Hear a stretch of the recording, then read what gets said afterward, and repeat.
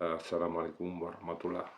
Hermano, me escribe lo siguiente. ¿El Corán prohíbe la esclavitud o más bien aconseja cómo tratar a un esclavo? ¿Cuál es tu opinión acerca de este tema? Bueno, hermano, el Corán bajó en una época en la que existía la esclavitud en Arabia. Hoy día, por desgracia, sigue existiendo la esclavitud en algunos lugares del planeta. Pero las palabras del Corán, tú sabes que tienen distintos significados, es decir, que signifiquen una cosa no quita que también signifiquen otra cosa. Por tanto, el mensaje del Corán nos sirve tanto para aquellas circunstancias o situaciones donde exista esclavitud, como en aquellas circunstancias o situaciones donde la gente es esclava, pero de otra forma distinta. Ahora vamos a verlo en detalle. Hermano, el Corán vino para abolir la esclavitud. Eso está clarísimo. Fíjate cómo en muchos versículos del Corán se estipula que hay que liberar esclavos como forma de expiación por las faltas que cometemos. Esto ya es un paso importante. En 277 se nos dice que la virtud está en liberar esclavos. En 24:33 se nos dice que liberar a los esclavos es un precepto y aparte de liberarlos hay que darles una parte de nuestra riqueza. Ojo. En 8:67 se prohíbe tomar prisioneros, cautivos, esclavos, si no es en un contexto de guerra. Si tomas a alguien a la fuerza, tiene que ser a un combatiente que te está atacando. Y como aparece descrito en 47:4, a estas personas que tú tomas en plena acción de guerra o los cambias por otros prisioneros o los liberas. Solo hay estas dos opciones.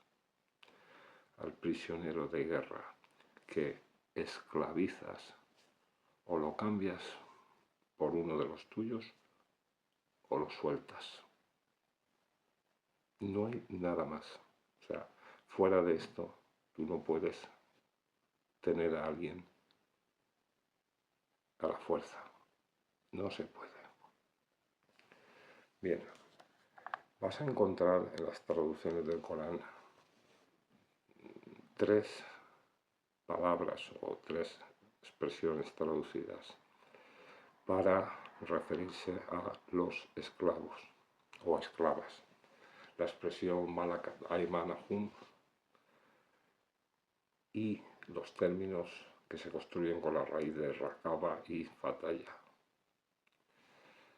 Todos estos términos deberían revisarse para darles un sentido exacto. Es decir, tendríamos que estudiar el contexto donde aparece cada una de estas palabras. Pero esto haría que el vídeo durara 3 horas, hermano. Entonces yo lo que te voy a dar básicamente es el significado de estas tres expresiones que se utilizan normalmente para referirse a los esclavos. Malakat aymanahum se traduce como los que poseen vuestras diestras. Pero esta expresión en árabe, hermano, no tiene género. Se puede estar refiriendo tanto a hombres como a mujeres. Y en su sentido más básico, significa aquellas personas que están bajo nuestro cuidado o protección.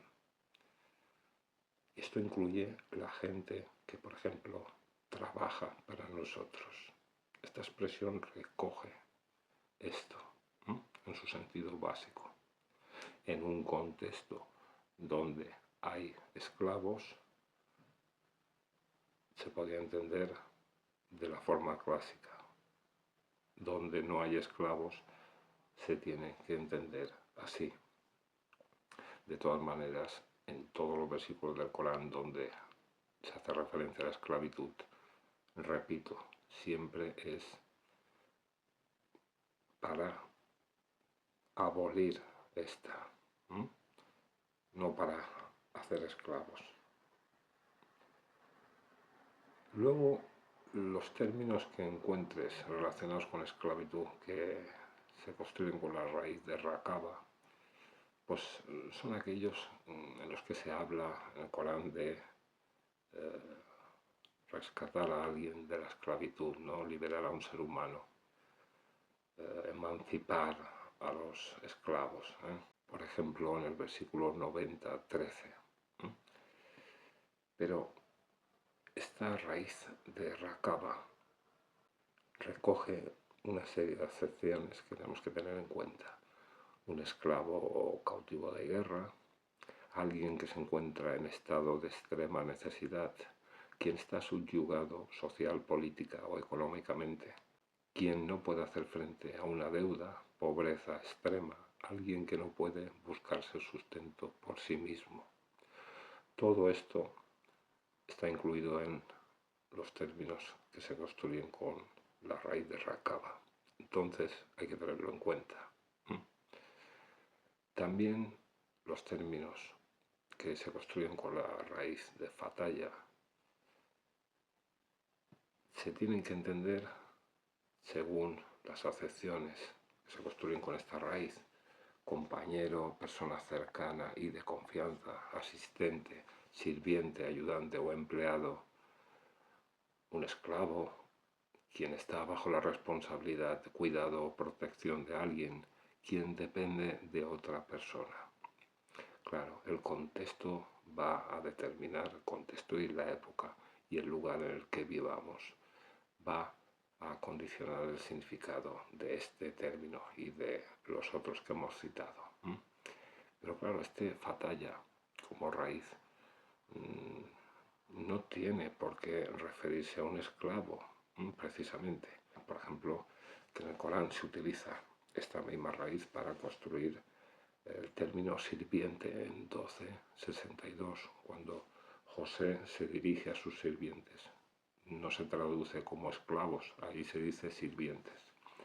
O por ejemplo, cuando las mujeres de la ciudad dicen la esposa del Aziz, busca seducir a su sirviente, no dicen a su esclavo, porque Fataya también significa sirviente. Esto aparece en 12:30. O incluso cuando Moisés le habla a su joven acompañante, este joven acompañante también, este término se construye con la misma raíz, con Fataya, y esto aparece en 18:60. O cuando la gente del pueblo dicen que han visto a un joven destrozando las estatuas, un joven llamado Abraham. Esta palabra joven también se construye con Fataya. Esto aparece en 21:60. Entonces, hermano, te vas a encontrar estas tres expresiones, Fataya, Rakaba y Malakat Aimanuhum, como términos relacionados con esclavitud. Pero, como has visto, tiene muchos otros significados. Todo depende, repito, del contexto, de la época. Hay que tener claro que el Corán vino para abolir la esclavitud. Esto está bien claro cuando uno profundiza en el libro, pero por desgracia aún existe en algunos lugares del mundo, como hemos dicho. Si hay esclavos, se necesita obedecer al Sagrado Corán, porque esto le va a dar un derecho y le va a dar la libertad a este esclavo o esclava.